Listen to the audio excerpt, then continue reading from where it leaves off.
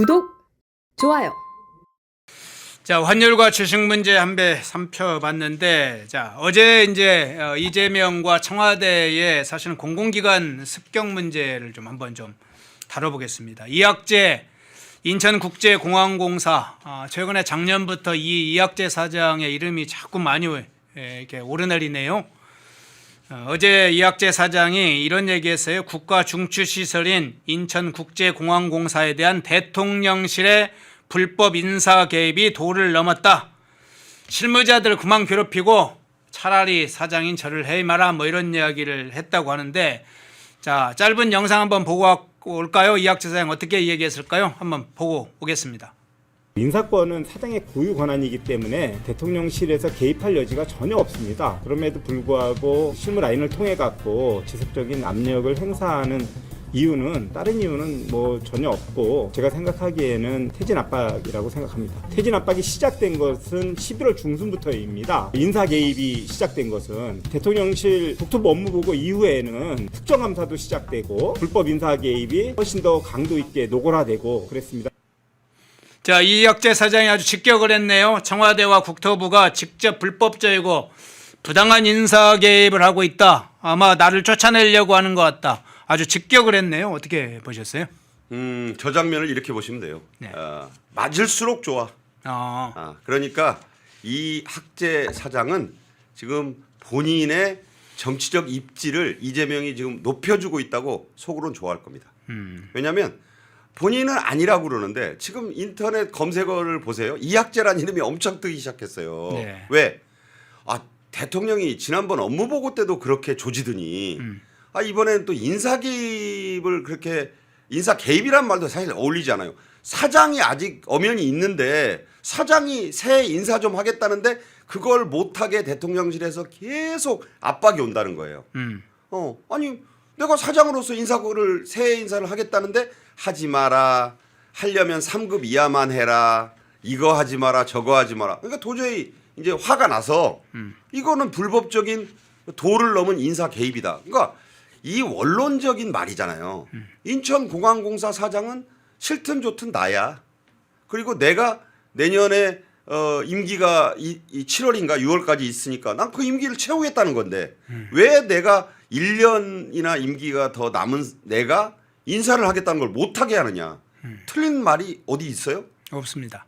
그러면 이재명 정권에서는 야, 그래도 정권이 바뀌었는데 네가 그 노른자위 중에 노른자위인 인천공항공사 사장 우리 편에서 지금 시켜주려고 하는 내 그 공신들이 지금 줄을 섰는데, 그렇게 남의 자리 떡하니 차지하고 앉아서 깐족거리면 내가 좋아? 지금 그런 거예요. 좀 쉽게 말하자면. 네. 근데 이학재 사장은 삼선 의원 출신으로 지금 본인의 부인이랄까 아직 명확한 입장 표명이 없음에도 불구하고 지금 유정복 현 인천시장 못지않게 지금 이재명이 선거운동을 해주고 있다고 저는 생각해요.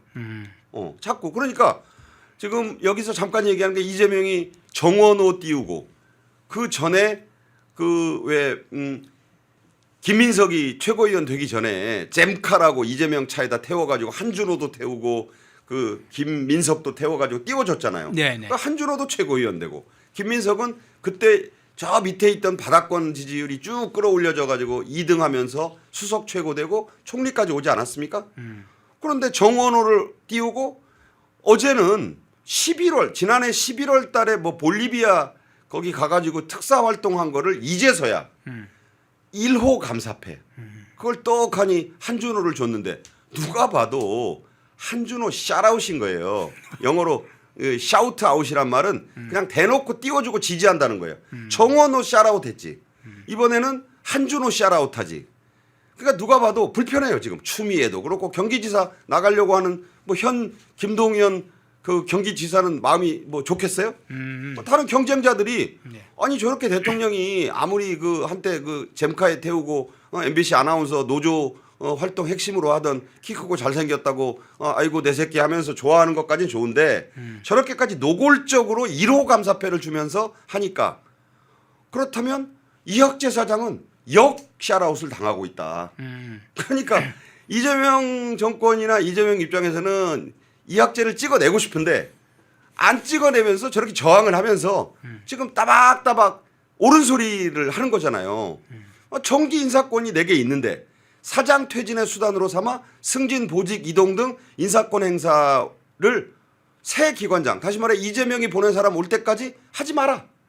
이것은 청와대의 불법적인 압박이다라고 주장을 하면 틀린 데는 없잖아요, 이 말이.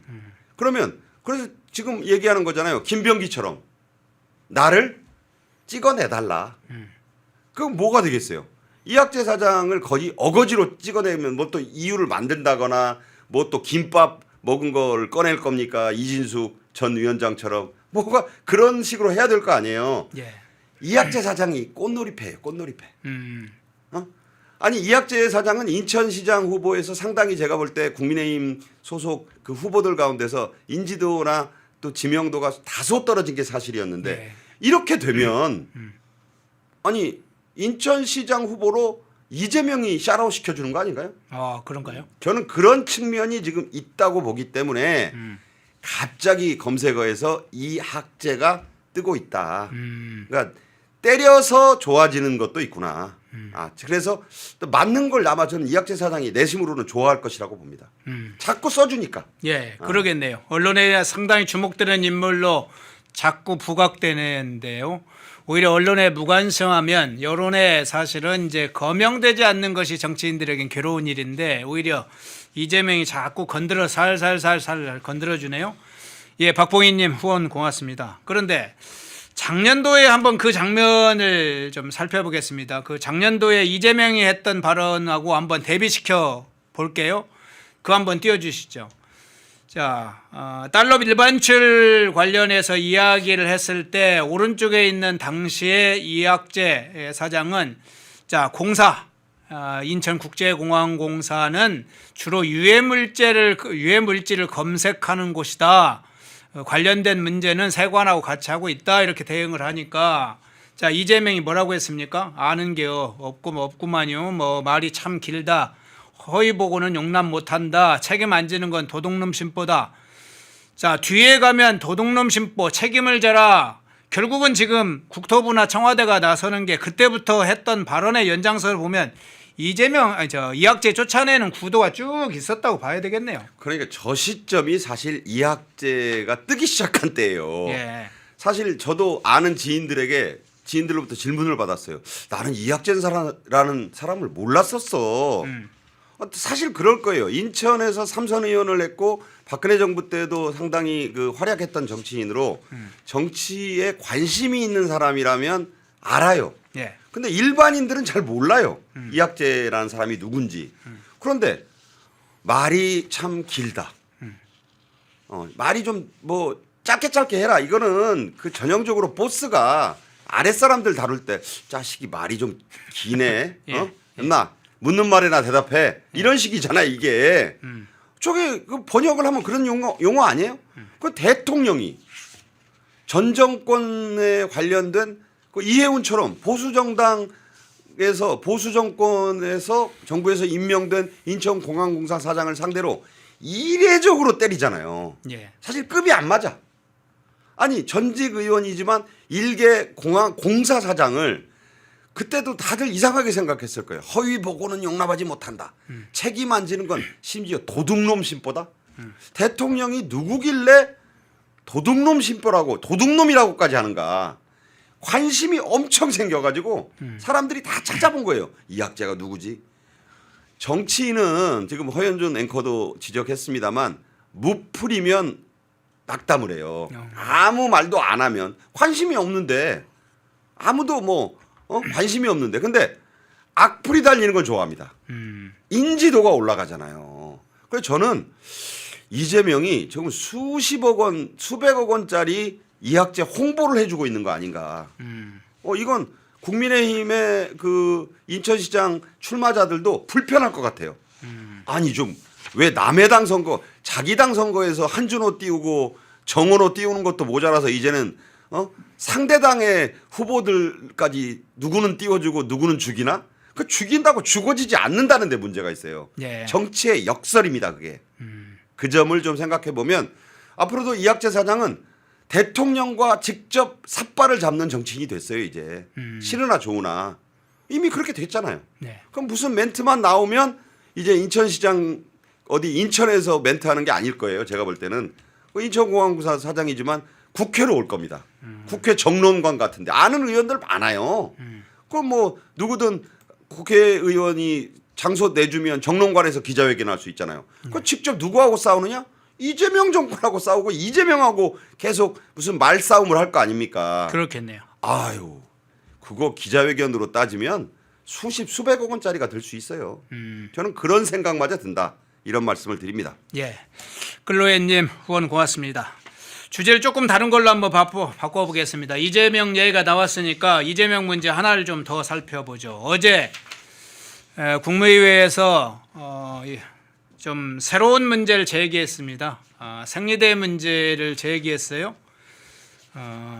자, 국내 생리대 가격이 해외보다 비싸냐? 왜 비싸냐? 싼 것은 못 만들냐?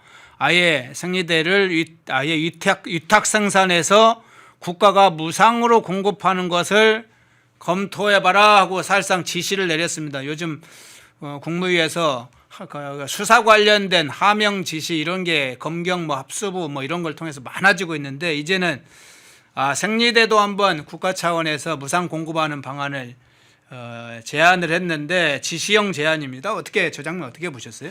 저는 좀 깜짝 놀란 게 자유시장 경제에 이제 어떤 그 명백하게 개입하고 나선 거잖아요. 무슨 말을 합니까? 국가가 위탁 생산으로 공급을 그러니까 만들어서 무상으로 공급해라. 아니 사회주의 경제죠. 생리대도 시장에서 사고 파는 물건이에요. 네. 가격이라는 건 공급과 수요에 의해서 결정되는 겁니다. 이거는 무슨 경제학과 경영학과 안 나와도 일정한 상식을 가진 사람이면 초등학생들도 아는 얘기예요. 네. 보이지 않는 손, 애덤 스미스 다 압니다. 그런데 생리대가 외국보다 40% 비싼 것으로 알고 있다.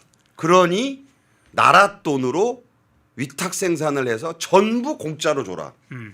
아니 이거는 그러면서 이거를 정부가 지원해주면 이것은 뭐 그 생리대 메이커들 회사들만 좋아지는 꼴이다. 이것은 명백히 그냥 그 생리대 시장의 가격 형성 구조를 다 무시하겠다는 거예요. 그러면 과연 그렇게 하면 그럼 누구에게 줄 거예요? 품질을 좀 떨어뜨리더라도 아니 사람들이 비싸면 비싼 대로 헐하면 헐한 대로 싸면 싼 대로 자기들이 원하는 제품을 사서 쓰는 거잖아요. 물론 경기지사 때 이재명이 그 자기 저 경기도 내의 어려운 여성 청소년들 생리대를 사실 사서 쓰지 못하는 그런 어려운 처지의 학생들에게 무상 공급을 해서 그 상당히 뭐 그 이재명표 포퓰리즘의 한 그 정책으로 좀 박수를 받았던 정책이 있긴 해요. 예. 뭐 그것은 저도 반대하진 않습니다. 왜냐하면 뭐 정말 그 가슴 아픈 사연이거든요. 그렇잖아요. 오죽하면 여성이 여성만의 말 못할 비밀이지만 그런 일이 있겠느냐. 그런 것을 도와주겠다. 그걸 비판할 생각은 없다. 예. 다만 대통령이 되고 나서 전국 생리대 시장에 대해서 저런 얘기를 한다면 그러면 앞으로 이번 대통령이 시시콜콜하게 이제 생리대로 시작했으니까 지방선거 앞두고 그런 제품들이 자꾸 나올 수 있죠. 예. 이거는 뭐 이해가 되지만 이제 뭐 손톱깎이도 그렇게 하고 할 겁니까? 뭐 아니면 무슨 어떤 특정 제품은 국가가 공급해라. 국가가 공급해라? 어디서 많이 들어본 얘기 같잖아요, 여러분. 예. 국가가 공급한다? 아니 21세기 OECD 회원국인 대한민국에서 어디 저기 1920, 30년대의 소련에나 있을 법한 계획 경제고 지금 북쪽에서도 그런 거 많이 하잖아요. 모든 물품은 국가가 공급하잖아요. 네. 근데 품질이 좋으면 그거 받아 쓰고 칭송이 자자해야 되는데 그게 또 품질 관리도 잘 안 되고 다 그 돈을 국가에서 갖다가 이렇게 하면 사실 또 시장에서 장마당에서는 또 더 좋은 거 사 쓰고 원래 국가라는 게 그렇게 경제는 형편에 맞게 돌아가는 거예요. 그렇다면 저 정책이 정말로 진정성을 담보하고 뛰려면 그런 어려운 처지에 있는 정말 취약계층의 여성 청소년들을 정확히 보고를 해서 올려라. 그러니까 정말 생리대도 사서 쓰지 못할 만한 어려운 형편의 여성들만 좀 조사를 해봐라. 그분들에게만 그것들로 본인들의 의사를 물어봐서 왜냐하면 그 사람들도 자존심이 있잖아요. 국가가 공짜로 준다고 다 받겠습니까? 그게 민주주의고 자본주의 국가의 논리에 맞는 거예요. 그래서 선별 지원을 하면 된다고 봐요. 그런데 저렇게 해서 생리대 시장을 국가가 장악하겠다? 그렇게밖에는 해석이 안 되는 조치를 한다면 앞으로 생리대 중앙경제 이 계획경제 공급이 어디까지 파급이 될 것인가? 자, 이건 다분히 왜 또 이 시점에 나오냐 이 얘기가 6.3 지방선거용이다고 볼 수밖에 없지 않겠는가? 저는 그런 생각마저 들고 있어서 예. 이런 문제는 대통령이 무슨 회의 때 툭툭 그냥 생각나는 대로 물론 생각이 나는 대로가 아니라 본인의 치밀한 계획에 의해서 그렇게 하는지는 몰라도 저런 식으로 일일이 장관, 차관 그 실국장들이 건의해서 해야 될 문제까지 대통령이 다 나선다면 이건 만기 칠남을 넘어서 국가의 기본적인 어떤 자본주의 경제의 흐름이 대단히 왜곡될 수 있지 않을까 그런 우려를 하지 않을 수 없습니다. 예. 자, 추가해서 한 가지만 더 여쭤보겠습니다. 이재명이 하고 있는 여러 가지 정책은 단순한 정책도 있습니다. 그런데 사실 국가의 근간을 흔드는 사실은 정책도 있죠. 대표적으로는 지역화폐 같은 거죠. 화폐의 대안체제를 만들겠다라고 하고 있죠. 기본소득도 마찬가지죠. 일부에서는 인공지능 시대의 기본소득, 빌 게이츠 같은 인물 제안했는데 그걸 누가 때렸느냐? 일론 머스크가 최근에 때렸죠. 기본소득과 같은 그런 엉뚱한 생각하지 말고 그게 아니고 인공지능 시대에 오면 고소득 사회로 가기 때문에 기본소득 조금 먹고 살 만큼 주는 그런 기본소득 세대가 아니다고 때린 적이 있어요. 일론 머스크. 근데 이제 이런 걸 어디에서 이제 배워온 거죠. 제3세계 국가나 사회민주주의 국가, 사회주의 왔다 갔다 하는 국가들이 주장하는 걸 배워서 지금 기본소득까지 끌어와서 국가 전체 이제 어떤 화폐든 기본 체제를 지금 바꾸고 있는데 지금 이 문제와 관련해서도 생리대와 관련해서 아주 지금 박상규 평론가께서 아주 자세히 잘 분석을 해 주셨지만 저소득층 아주 급한 상황에 있는 사람들을 특별 대상으로 해서 지급하는 범위를 넘어서 전 국가적 차원에서 한다. 결국은 이제 각종 생산 체제를 국영화하는 겁니까? 세계 생필품을 아예 국유화하고 또는 국영화하겠다는 거예요. 근데 여기에는 이권 문제가 항상 따라다닙니다. 우리가 지난번에 지역화폐 할 때 코나이가 딱 달라붙어 있다는 것을 알게 됐죠. 기본소득에도 관계된 업체들이 딱 상권을 관계된 업체들이 기본소득과 연결이 되어 있습니다. 자, 이 문제가 있고 또 하나는 지난 대선 때 이재명이 왜 호텔 경제학 주장했잖아요. 줬다가 뺏어도 다 사실 돈을 그러면 생리대 이것도 생산하려다가 다시 그냥 취소하면 되는 것인지 전체적으로 이 상황 어떻게 보세요? 그러니까 호텔 경제학을 경제학을 조금이라도 아는 사람은 그러니까 내용이 그런 거잖아요. 10만 원짜리 자기야 수표가 어느 동네에 들어와서 아들 누나 오빠 동생을 쭉 거쳐갑니다. 만두 가게, 햄버거 가게, 무슨 숙박업소 등등등. 근데 그 10만 원이 진짜 어떤 실질적인 가치를 창출하진 않아요. 이 손에서 저 손으로, 저 손에서 이 손으로 옮겨다니면서 장부에만 적히는 거예요. 그러니까 이 본원적인 경제 가치는 올라가지 않으면서 그 돈이 다시 그 돈을 처음에 준 사람의 손에 돌아왔다.